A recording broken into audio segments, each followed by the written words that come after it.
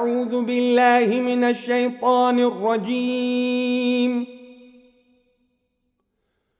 بسم الله الرحمن الرحيم.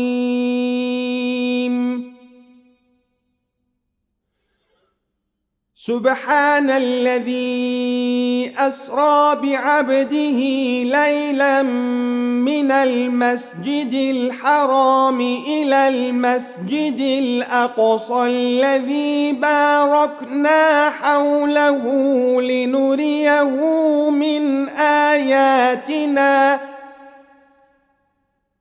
إنه هو السميع البصير. Ассаламу алейкум ва рахматуллахи ва баракатух. Исра және Миғраж мөжизасы ардақты пайғамбарымыз Мұхаммед Мұстафа саллаллаху алейхи ва салламның пайғамбарлығын растайтын ең үлкен дәлелі болып табылады.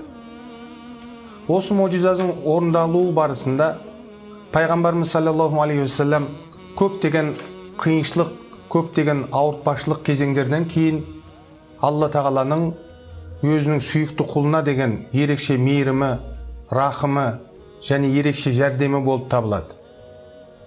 Пайғамбарымыз саллаллаху алейхи ва саллам өзіне жүктелген пайғамбарлық міндетімен Мекке тұрғындарын Алланың жалғыздығына, барлығына, бірлігіне шақырды. Дегенмен Мекке мүшриктері пайғамбарымызды мойындамады. Пайғамбарымыздың пайғамбарлығын да жоққа шығарып, көптеген қастандық, қырсықтықтар менен зұлымдық жасады. Осылайша пайғамбарымыз саллаллаху алейхи ва саллам өміріндегі Алла тағаланың тағдырымен жазылған бойынша көптеген қиыншылықтарға, емтихандарға душар болды. Сол қиын кезеңдердің және емтихандардың ең үлкен көрінісі болып табылатын Ғам әл-Хузн деп аталған қайғылы жыл болып табылады. Қайғылы жыл болып аталғанның себебі де пайғамбарымыз осы жылы өзіне ең жақын болған екі адамнан айырылған болатын. Олардың біріншісі өзінің жан жұбайы, өмір серігі, қолдаушысы, шындыққа шығарушысы Хазіреті Хадиша анамыз еді.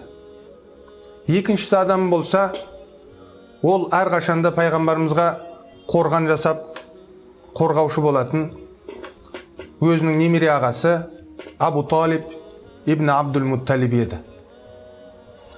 Осы екі қайғылы оқиға пайғамбарымыз Мұхаммед Мұстафа саллаллаху алейхи ва салламның өміріндегі ең қиын кезеңдер еді. Ал енді пайғамбарымыздың немере ағасы қайтыс болғаннан кейін 3 айдан аз бір уақыттан кейін пайғамбарлықтың 10-шы жылында Шауал айында ардақты пайғамбарымыз саллаллаху алейхи ва саллам Меккеден Таиф қаласына, Таиф тұрғындарына иманның хақиқатын және исламның тура жолын насихаттау үшін барған болатын. Қасына да Зайд ибн Хариса атты сахаба бірге қосылып барды. Пайғамбарымыз саллаллаху алейхи ва саллам Таифтан алдын Меккеден дағуат жолмен ешбір жерге шықпаған еді. Ал енді Таиф қаласы болса, сол уақыттағы Меккеден кейін екінші үлкен қала болып есептеліп, сол қаланың ішіндегі Таиф тұрғындары Меккенің мүшриктері сияқты оларда түрлі мүсіндерге, пұттарға табынып, сол Таиф қаласында арабтардың табынатын ең үлкен мүсіндерінің бірі Аллат атты мүсін орналасқан еді.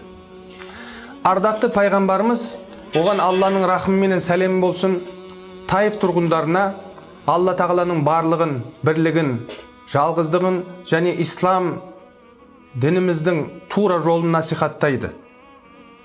Дегенмен Таиф тұрғындары бірінші сәттен бастап пайғамбарымыздың өзінде сөзінде қабылдамай, әуелден пайғамбарымызды кекейтіп, мазақтап, пайғамбарлығын мойындамай, ақыры қаладан қуып шығаруға кірісті. Онымен тыйылмай пайғамбарымыздың қаладан шығатын жолға өздерінің қызметші құлдарын және жас балаларды артынан жіберіп, пайғамбарымызға және Зайд ибн Хариса атты сахабаға жаудыртып тас атқылатты. Ардақты сүйікті пайғамбарымыздың және Зайд ибн Хариса радиаллаху анху ұлы сахабамыздың артынан сол бұзақылық жасап жүрген балалар пайғамбарымызбенен Зайд ибн Хариса радиаллаху анху Таиф қаласынан шығып 3 шақырым ұзақтыққа жеткенге шейін сол балалар соларды артынан еріп тас жаудыртып әбден қиналтқан болатын.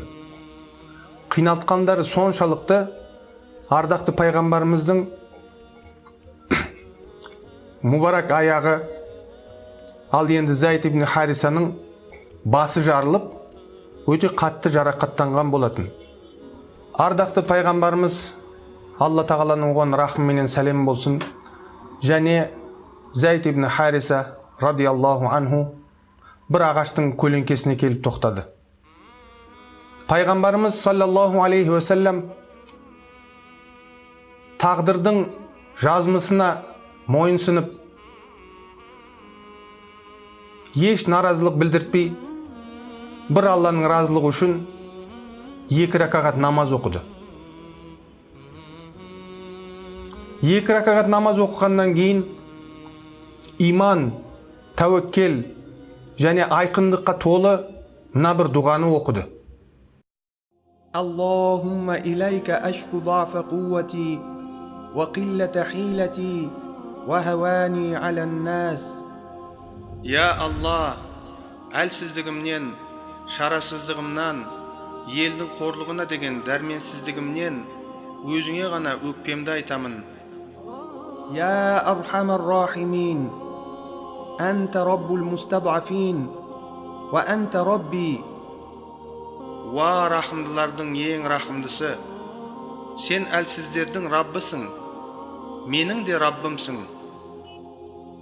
إلى من تكلني إلى بعيد يتجهمني أم إلى عدو ملكته أمري إن لم يكن بك غضب علي فلا أبالي. Мені кімге тастадың? Өшпенді дұшпандарыма ма? Әлде қатыгез туыстарыма ма? Маған ренжіп, ашуланбасаң болғаны, басыма не келсе де разымын. ولكن عافيتك أوسع لي. Сенің разылығың мен үшін барлық нәрседен қымбат. أعوذ بنور وجهك الذي أشرقت له الظلمات وصلح عليه أمر الدنيا والآخرة من أن تنزل بي غضبك أو يحل علي سخطك.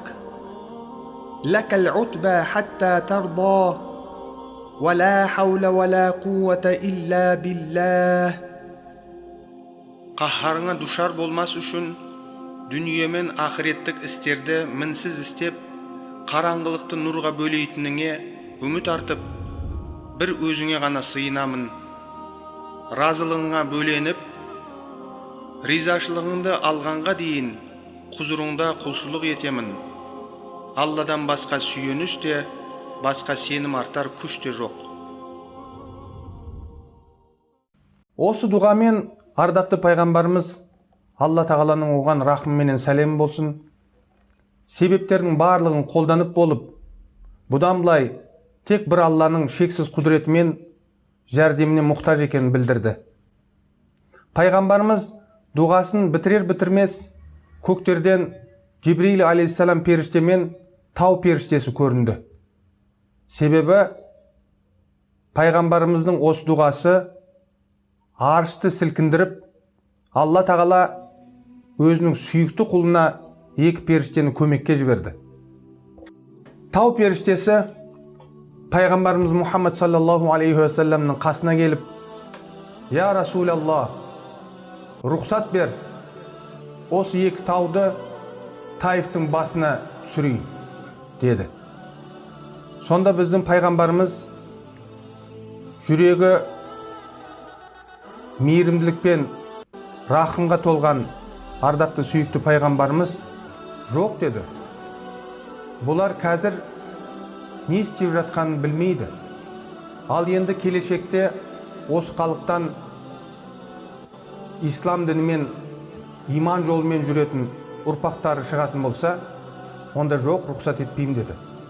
Сонда тау періштесі: «Я Расулаллах, шынында да Алла тағаланың маған айтқанындай, сен бүкіл әлемдерге рахым етіп жіберілген екенсің», деп пайғамбарымызға тағзым жасап, құрмет көрсетіп, бас иген болатын. Міне осы Исра және Миғраж оқиғасы, Миғраж мөжизасы Алла тағаланың өзінің сүйікті құлы Мұхаммед Мұстафа саллаллаху алейхи уассаламға көрсеткен ерекше сүйіспеншілігімен махаббаты және пайғамбарымыздың пайғамбарлығын растайтын, пайғамбарлығын дәлелдейтін, өзінен басқа ешбір пайғамбарларға берілмеген және қасиетті Құран кәрімнен кейін екінші ең ұлы мөжиза болып табылады. Сондықтан біздер әрбір намазымызды осы ұлы Миғраж мөжизасын еске ала отырып, әр намазымызды бір рухани Миғраж сезімімізбенен оқуымыз керек. Осылайша біздер хақиқи иманның ләззатын және хақиқи құлшылықтың ләззатын сезінген боламыз. Ва ахиру дa'wana анил хамдулиллахи раббил аламин.